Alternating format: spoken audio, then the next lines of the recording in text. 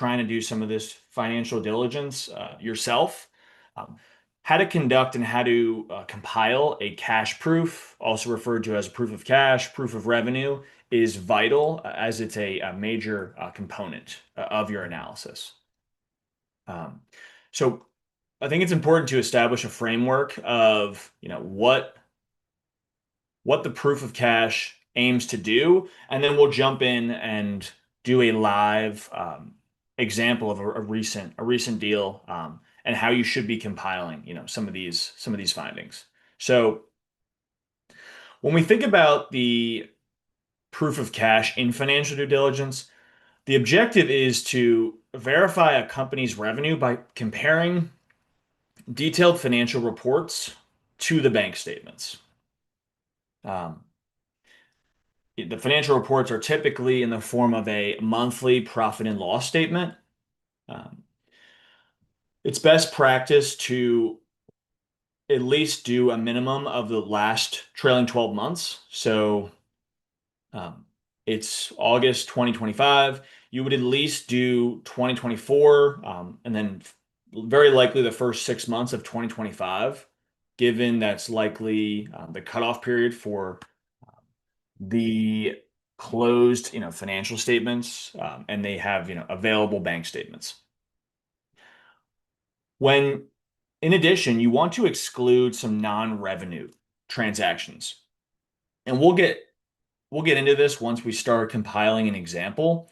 Um, the reason is, in theory, if you were buying a business that was on cash basis or accrual basis, it doesn't make a difference. You would plot out the cash inflows and outflows from the bank statement, and you would remove certain items you find on the bank statement that appear to be non-revenue or they don't look like expenses. So what does that mean in practice?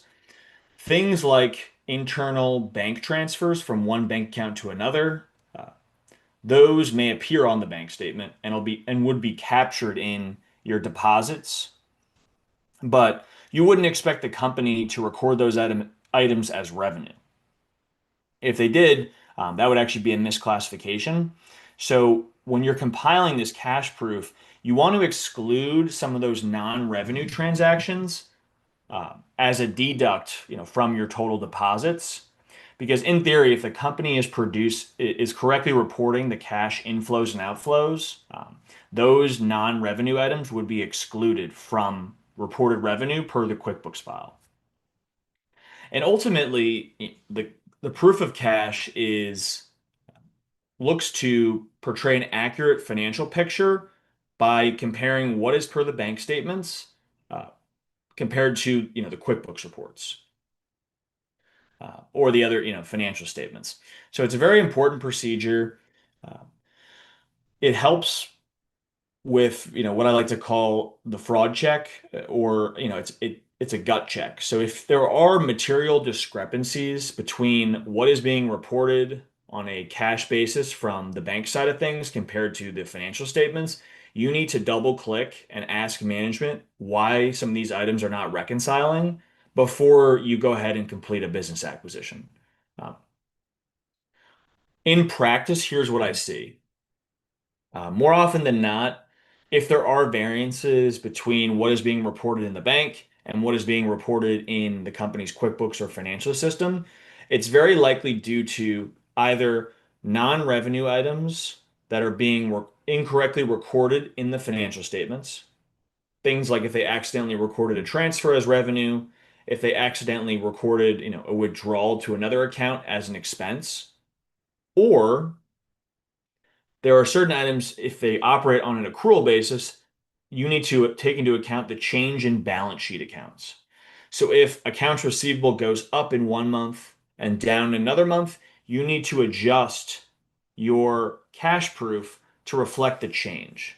Um, so there's a lot of information around how to conduct the cash proof, but I think it's important to set the stage for what um, the end goal is, why you should do a cash proof, and then how you can mitigate risk in the transaction by conducting a proper cash proof. So if we want to keep it moving, go to the next slide. So what are some of the key steps in the verification process? The verification process being what are the key steps in conducting a cash proof or proof of revenue?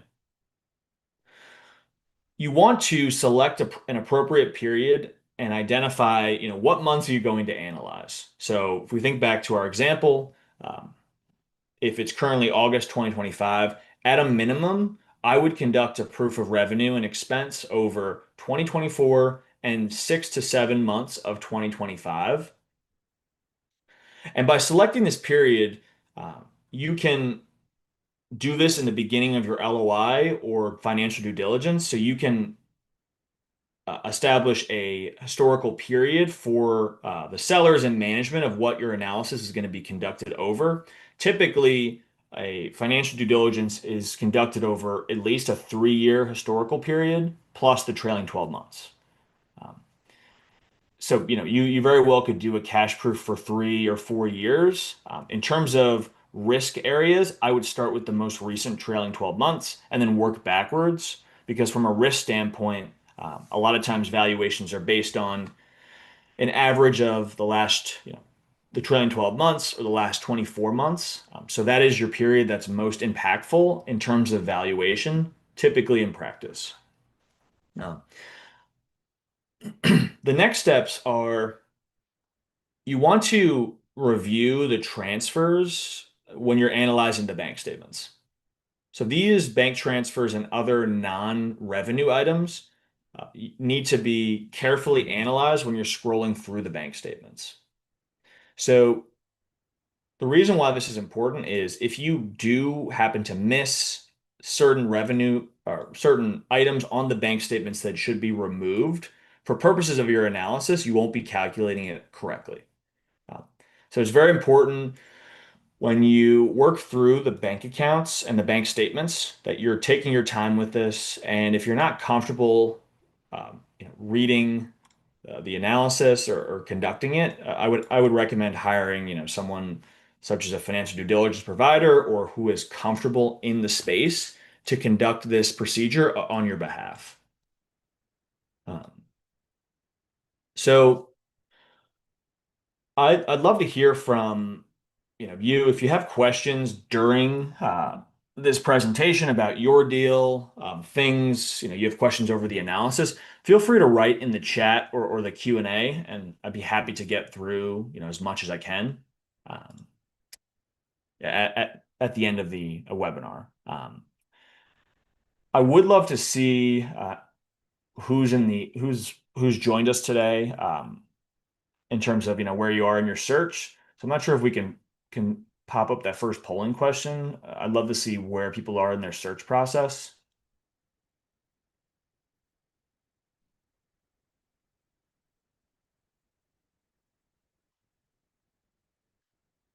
So if you go to on the bottom bar, if you go to the polling questions, it should have a button where you can prompt it. Um, Also, if you want to write in the chat where you are in the search process, so if you're under LOI, just write LOI. You could write actively searching, just started searching. It's just helpful for me to know the type of audience. So here we go.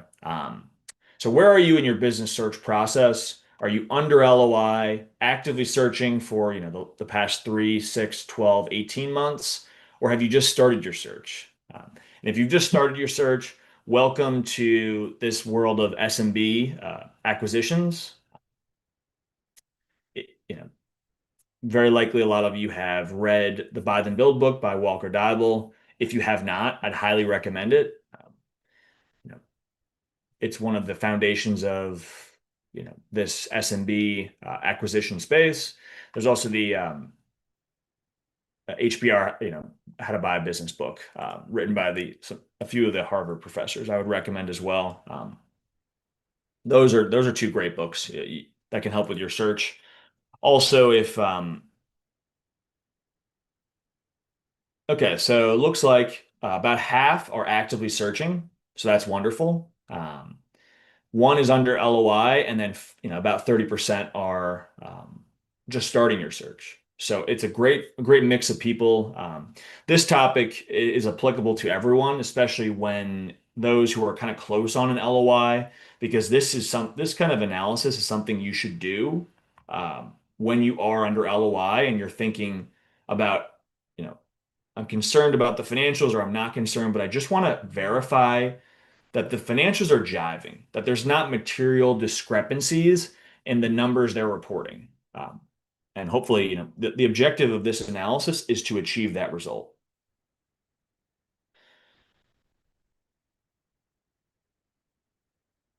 So again, the key steps of this is you got to select your appropriate period. So for ours, we are going to focus on 2 months in 24. So it's going to be in January of 24, and then we're going to do an additional month. As mentioned, you would probably do at a minimum a 12-month analysis. So, but for purposes of this webinar, to make it, cognizant of time, we're going to do a few months to start and then see, where we are at on time. Um, so we can go to the next slide. So what are some of the critical components? And more importantly, what are like the common pitfalls of how to do this analysis like incorrectly? So if you fail to remove internal bank transfers, this analysis is not going to work. Um, it's very important you remove those from your analysis because if you don't, you will have material variances between reported revenues per QuickBooks and reported expected revenues per the bank statements.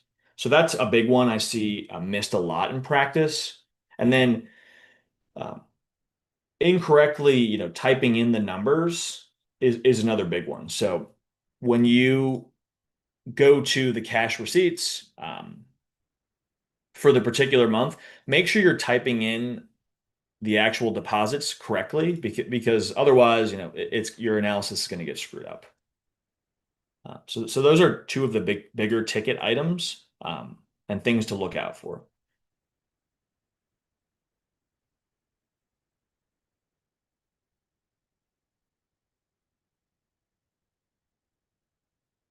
Some of the best practices are making sure you conduct a final review across all tested months.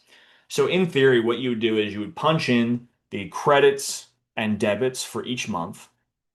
You would then pull in your reported revenues and reported expenses per the QuickBooks file.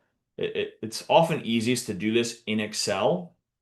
Um, and then you very likely have to do a final review to check the variances month to month.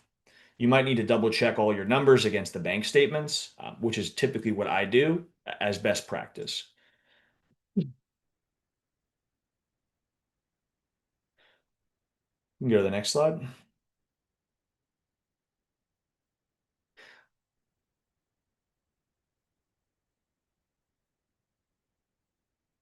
So we're going to jump into a case study. I know someone just asked a question about internal transfers. Hopefully, once we get started with actually rolling up our sleeves and trying to do this, it'll make a little bit more sense. Um, so we'll go ahead and jump in. Um, so I'm going to share my screen.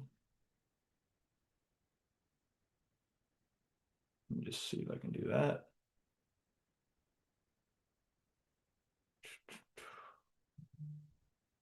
And, right.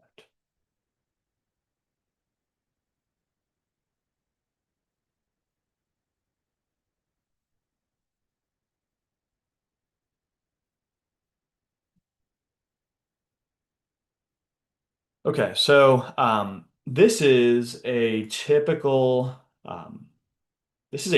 cash proof. So picture this. Picture you are buying a business and you've received 12 months of 2024 bank statements. The end goal of the proof of revenue is the following. So this is sort of your end result. It is comparing revenue as reported um, per the income statement or QuickBooks compared to what is your expected, your adjusted cash receipts per bank. So I'm going to write per bank just to make this clear. And the difference in what is your expected cash receipts per book or QuickBooks file compared to what is the expected cash receipts per bank is what this variance is. Month-to-month variances should be investigated, but ultimately, if you can get a total variance over 12 months within plus or minus 2%, it gives me comfort and a stamp of approval that there aren't material discrepancies in the financial statements. So this is what your end result will look like on a period by period basis. So how do we get there? If we flip over to the template, what we're going to do is we're going to do this side by side. Let's see if I can zoom in.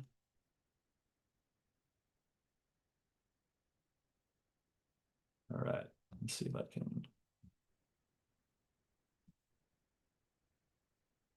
All right, so this is a typical bank statement. What you're going to do is you're going to input the various components into your cash grid or your proof of revenue grid. So your opening bank balance is going to be, there's 98,000. So we're going to do 98, 834, 101. We're going to add deposits and credits. So deposits or credits are inflows, inflows to your bank account. So you'll see here, there looks like there's some credits, etc. And then there's a few debits. We'll do 499, 413.24. We will do withdrawals and debits, so things that leave the bank account.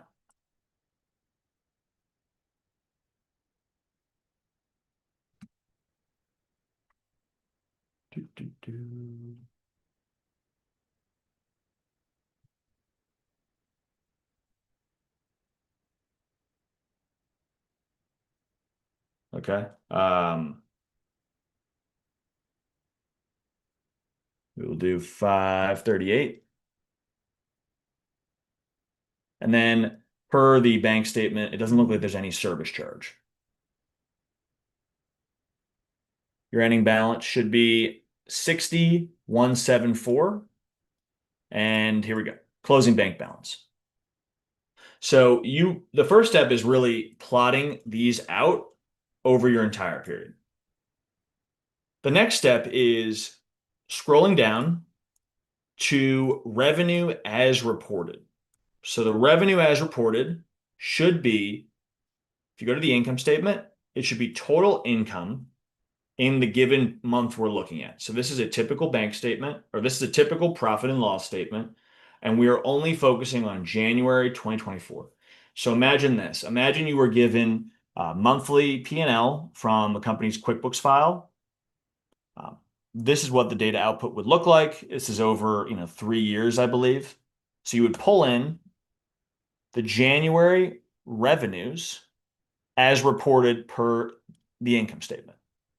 So you'll see here, there's a variety of general ledger accounts that comprise this number. It looks like there's some sales. Fabrication sales is the primary driver of this. But this is a typical profit and loss statement from QuickBooks. And the number we're focused on is total income in the given month. So let's think about what we're doing here. We are comparing cash receipts per the company's primary operating account. For purposes of this example, we will say the company uses only one bank account to house its entire thing, to house its entire operation. So any receipts it receives, which are being recorded to revenue, it's flowing through only this bank account.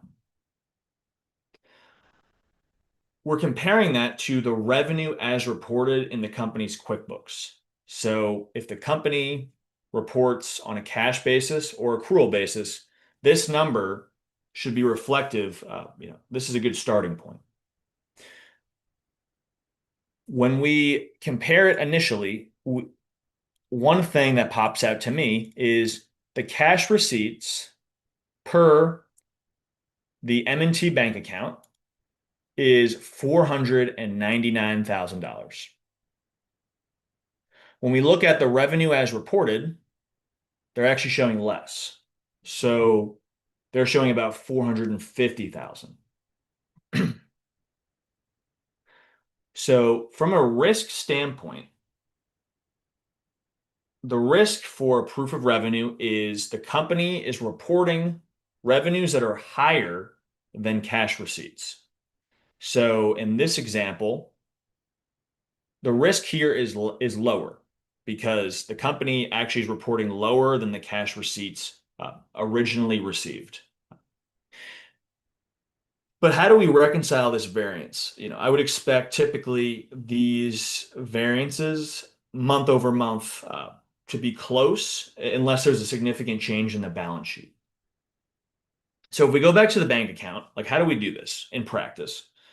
So to answer the question about internal transfers, if you look at the bank statement, it appears that there were two transfers made from CK, which is checking account 0110. These are internal transfers from bank account 1 to bank account 2. So for purposes of how they should be recording revenue appropriately, I wouldn't expect this item or this item to represent real operating receipts. This is really just bank transfers. So for purposes of our grid, these items actually should be removed. So you would do minus 100,000 minus 50,000. So I actually would expect the cash receipts from the bank statements to be about 350,000 of pure operating receipts. Operating receipts, I would expect these to be revenues.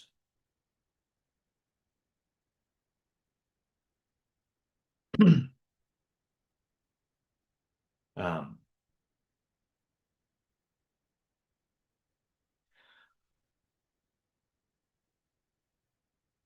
so looking at this variance, we have about 95,000 between the expected cash receipts per uh, per book or QuickBooks file or QuickBooks compared to the total adjusted cash receipts per bank. Remember, the analysis is comparing the bank cash receipts to the book cash receipts, and you're reconciling that within plus or minus 2% over a trailing 12 months. But there's one last piece of the puzzle. If there are changes in a balance sheet account, for example, accounts receivable, you need to reflect that change in your grid. So why do we have to do that? In the case of accounts receivable, if your accounts receivable uh, increases from one month to the next, there's actually more cash. Uh, there's more revenues that are being tracked on the revenue side per book, but they're not being reflected in the bank statements. So if your AR goes up, the entry is as follows. You would debit accounts receivable and you credit reported revenue per book. So that's actually not being reflected in a cash receipt because you're not actually receiving cash. So that's the component of this analysis which people get tripped up over. You have to ask yourself, are there certain items that are increasing only on the cash side or only on the reported revenue side. And that needs to be adjusted in your cash, in this proof of revenue grid. So you'll see if there is an increase in accounts receivable, we're actually going to reduce revenue as reported because we're comparing the cash receipts per book compared to the cash receipts per bank. And if AR increases, again, the entry is it's going to be a debit to accounts receivable and a credit to revenue as reported. So that revenue number is going to increase, but it's a non-cash activity. So in order to correctly compare cash receipts per book to the cash receipts per bank, that AR amount needs to be reduced from revenue as reported. So in practice, if we scroll down, because I already did this this was a deal from last year, you'll see that accounts receivable started with 328,000 in the beginning of January 24, and the ending balance was 522,000. So there was 193,000 of amounts that increased revenue, but there was no cash. It was a non-cash activity.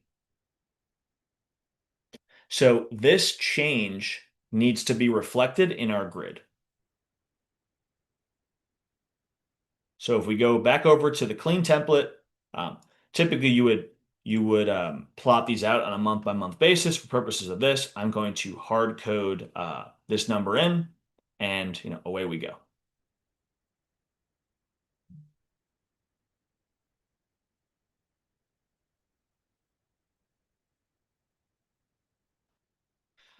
All right, very good.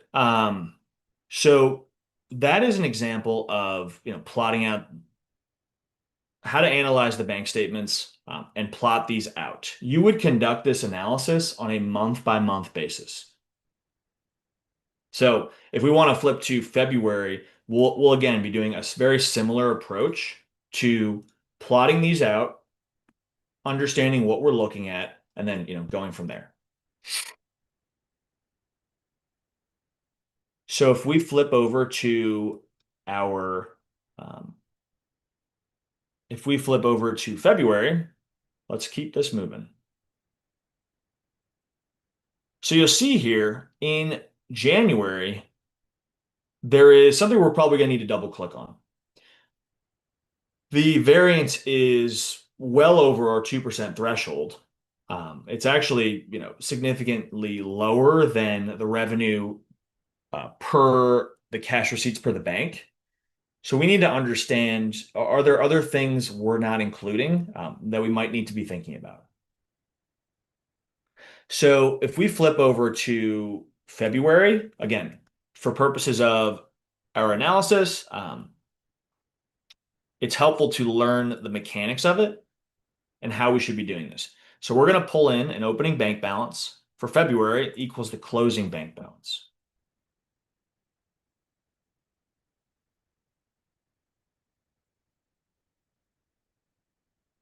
We then are going to open our February 2024 bank statement.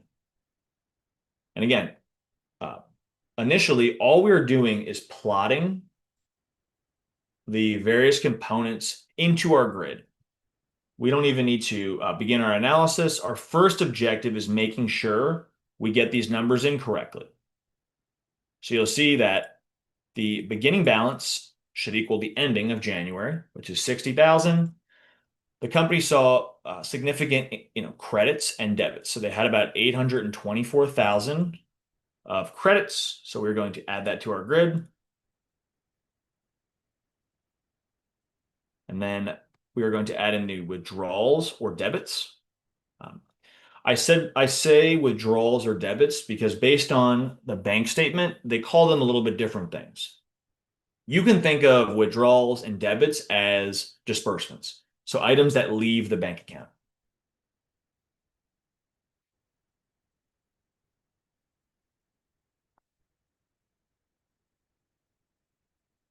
So we'll enter those in, and then our ending balance, 84633, should tie to what is the ending balance per the statement. So it's helpful just to double check this grid um, and make sure, I always say garbage in, garbage out. It looks like so far we've entered it in correctly, so far so good. So if we keep it moving, our next objective is asking ourselves, okay, so what are real operating credits, and are there any transfers going on between bank accounts that really aren't real operating receipts? And typically, bank statements are formatted similar month to month. So we'll see that there's two transfers from checking accounts. It's very likely it's that same checking account from the last month. So we're going to pull out the 200 and the 50 from our total credits. There also looks like there's a wire transfer. We'll have to double click on that to see if that's really operating in nature or if it's another transfer. So we're going to go ahead and enter in our transfers. So again, we're going to do the 200 and then we're going to do the 250. So we should be reducing this number by 250,000. 200 minus that. Whoop. Extra zero. 50. All right, 250. So far, so good. So as you can see, the grid's coming together. Right now, we're showing an adjusted cash receipts of 574,703. Yeah, 574,703 is our adjusted cash receipts of operating revenue per the bank.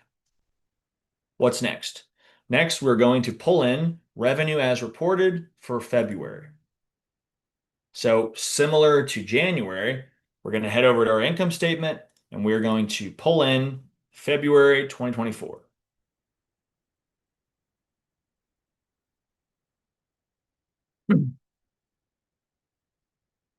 So right out of the gate, revenue as reported per book is significantly lower than the adjusted cash receipts.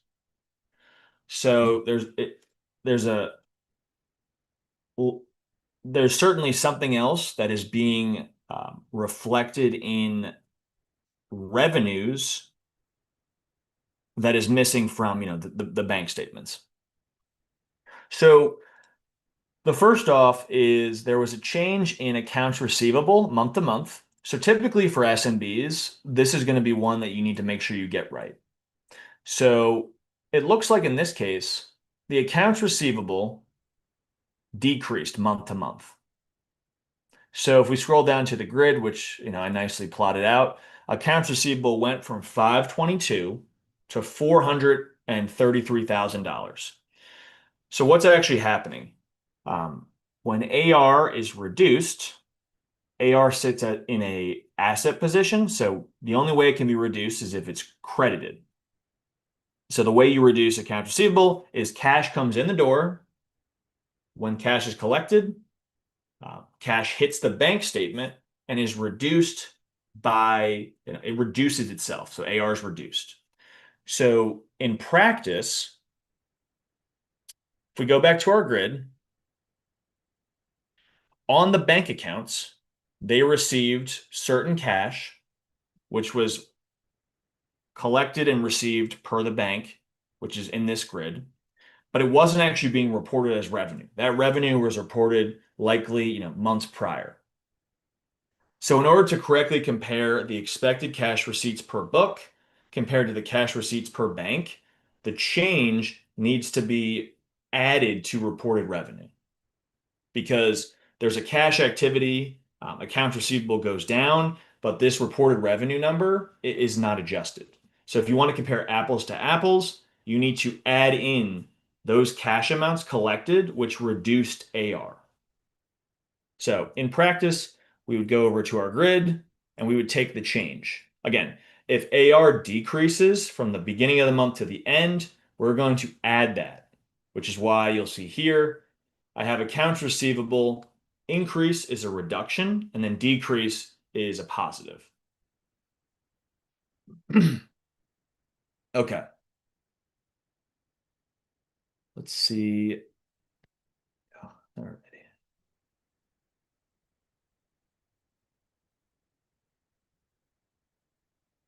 So the next thing is you'll see that our expected cash receipt per book is still, there's still something off with it. So right now, per the QuickBooks file, they reported about 250 of revenue, and AR went down by 88,000, but the expected cash receipts is still 339 roughly. So what else are we missing? So let's go back to the bank statement, because this is an example of you need to do a little bit more digging, in order to figure out what else is driving the difference, etc. So let's go back to the February bank statement and see if anything jumps out. So we'll see that these two items are transfers, um, but there's something going on with the wire transfer that doesn't feel right. So in this instance, um, this wire transfer actually was an additional intercompany transaction. So we asked management a question about this. We actually sent them this line item and we said, hey, here's our analysis. Uh, we noticed a wire transfer for 218,000 on 2/27/24. What did this relate to? Um, they came back to us and said this was another transfer from one bank account to the next. It wasn't formatted in the same manner as a typical transfer. So based on their supporting documentation, we agreed with it and we went ahead and reduced that number by the transfer amount. So this is a good example of when you're conducting the analysis, I encourage you to flag variances and ask questions rather than um, look to reduce the variance in any way, shape, or form. The reason why this is important is because this analysis should be a collaborative conversation with management, similar to the same way you approach customer concentration. When you receive a customer list, you're very well going to ask them questions about it, like, what are your top customers? What do you serve? How long have you had them for? When you conduct this analysis, I would encourage you to flag these items and have these conversations because the purpose of this analysis is to ensure cash receipts per the book are in line after reflecting balance sheet changes per the bank account. I always say the bank statements don't lie, they cannot lie. Unfortunately, the reported revenues in QuickBooks can be manipulated in the form of accounting entries that don't relate to real revenues. They could have changes in accounting policies and procedures that materially inflate revenues based on how they're reporting it. The bank statements simply show activity of the company's operating history. So when they pay bills, you see disbursements. When they receive collections from invoices, they receive credits or cash receipts. So the reason why this test is so important is because the bank statements can be very simple, but a powerful tool to just gut check the financial data being presented in QuickBooks is jiving with the bank statements. If there are material variances, you need to understand what's happening because little things like that wire transfer, if they were unable to provide sufficient support, that could be an example of them accidentally recording revenues incorrectly. So I encourage you to have these conversations and use this tool as part of your analysis. Um, Certainly, every bank statement is going to look a little bit different, but for purposes of this one, if we flip back, we still have about a 6.5% variance between adjusted cash per bank and the cash receipts per the book. But If we flip back to the, end result, so we conducted this analysis month over month for all of 24 and all of 25, and in total, the cash receipts as reported compared to the cash receipts per book was about $45,000 in total, or under 1%. So you'll see B minus A, which is the expected cash receipts per book or QuickBooks file, compared to the adjusted cash receipts per the bank statements. So this is a culmination of all of, the cash receipts each month, which we plotted out using that same approach we did for January and February, and we compare the two. This analysis takes at least 8 hours to do. You can see over the course of 20 or 30 minutes, we only did 2 months. And we haven't even touched expenses, which is using that same approach from a cash disbursement side.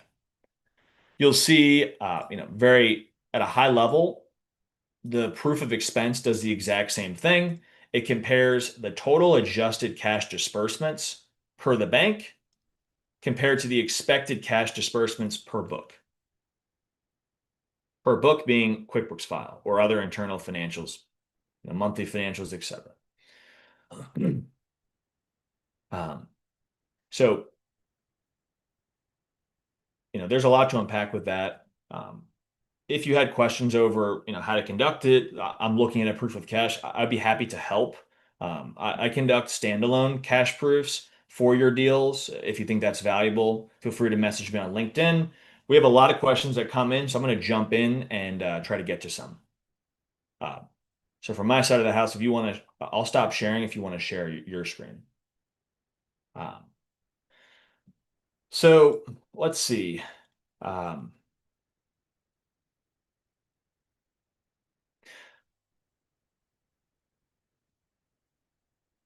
First one, we'll start with some of the chat. So when I say the word internal transfers, what I mean is transfers from one bank account to another bank account. If you think about your own checking account, if you have multiple bank accounts or if you have a 401k or like a money market account, you may move money from your checking account into that. Those items are purely just you're moving around money, but you should not be recording revenues or expenses because those aren't operating activities.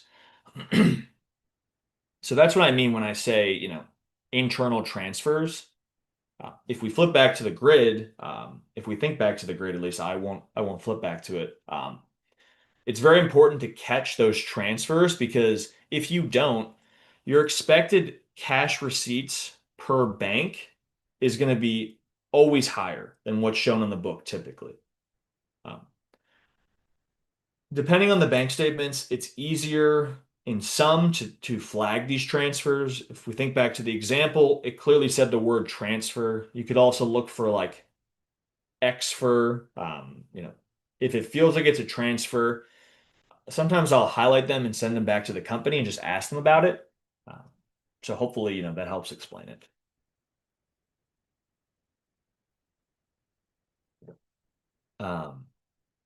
So in terms of adjusting for cash receipt, for credit card receipts, typically credit card receipts should be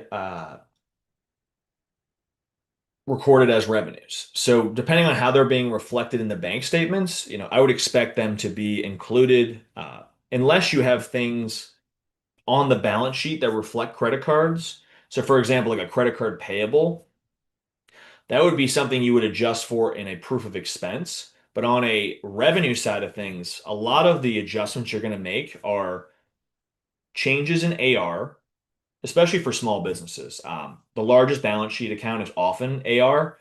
So you need to adjust if AR increases. Again, think back to it. If it increases, it's a non-cash activity. So you would debit AR and you credit revenue. So your reported revenue per book is increasing, but there's really no bank activity. So those changes in AR are very important, and the transfers.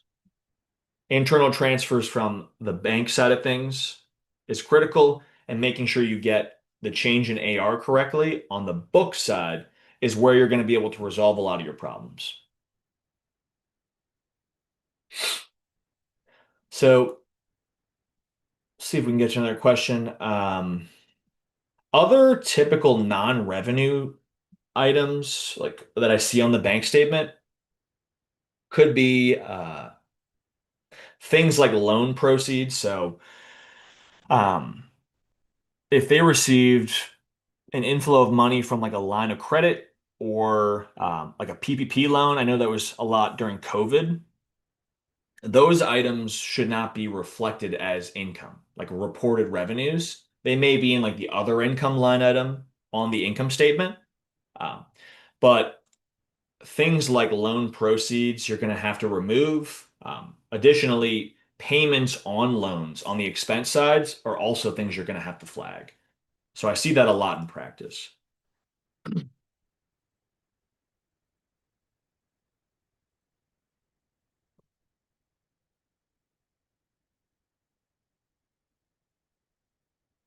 Another question, would write-offs also reduce AR? So it depends on how the company is reporting them, and that's a good question. Christopher, so I appreciate it. I have to learn more about how the company is recording like bad debt write-offs or write-offs of receivables.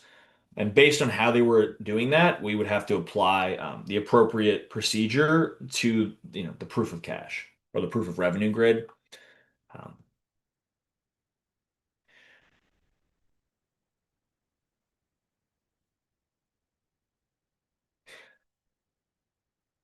so another question came in and said, when you're evaluating cash, do you look at both AP and AR or just the AR impact?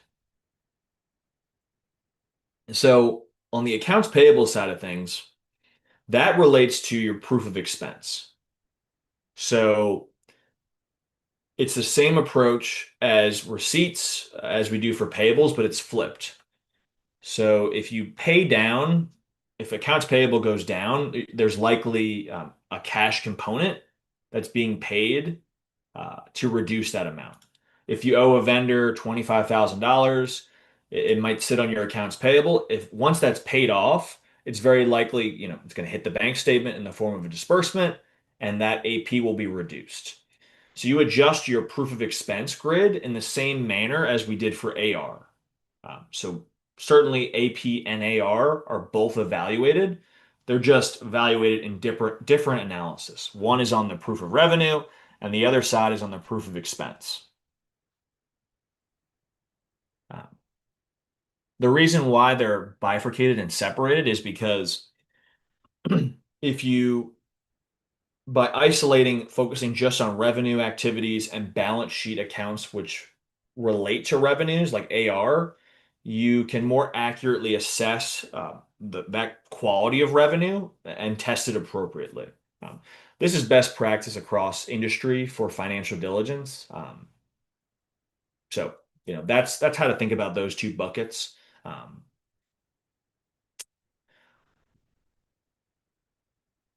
so let's see if we got any more questions. Yeah, so typically, a proof of cash project, it really depends on the size of the business and number of bank accounts. It's entirely variable. If you have a deal under LOI, you'd like to, conduct a proof of cash, I'd be happy to meet with you personally and give you a spot quote of what it'll take and what it'll cost. Let's see what else we have. Those were some of the questions. Now we can uh, keep it moving. I'm not sure how many more on my side from the case study. What's on the next slide?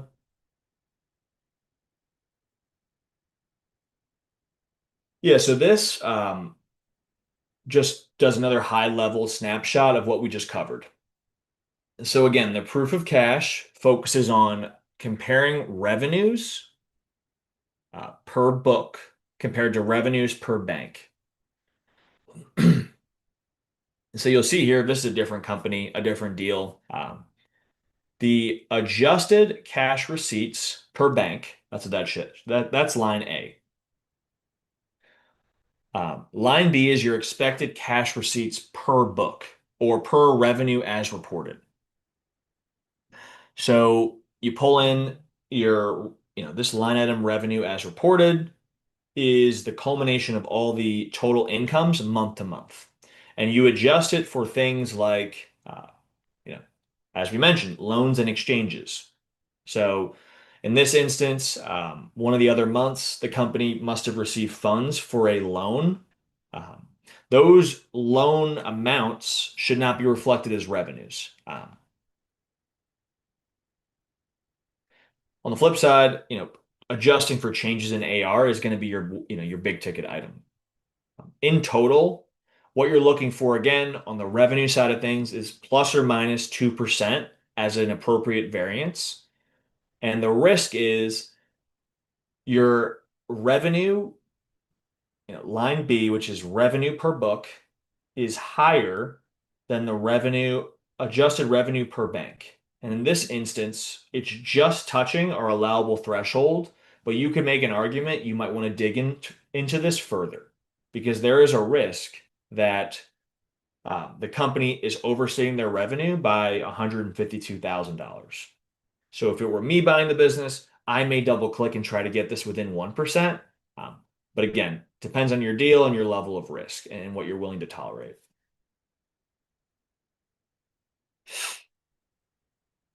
Um, we can keep moving. So if you are under LOI, actively searching, or just starting your search, I give away a free financial data checklist. This is a checklist I use for every deal. It's packed with 10 to 20 critical data items you need to conduct financial diligence. It should have something like, monthly bank statements for the last 12 months. Feel free to scan the QR code and grab your copy.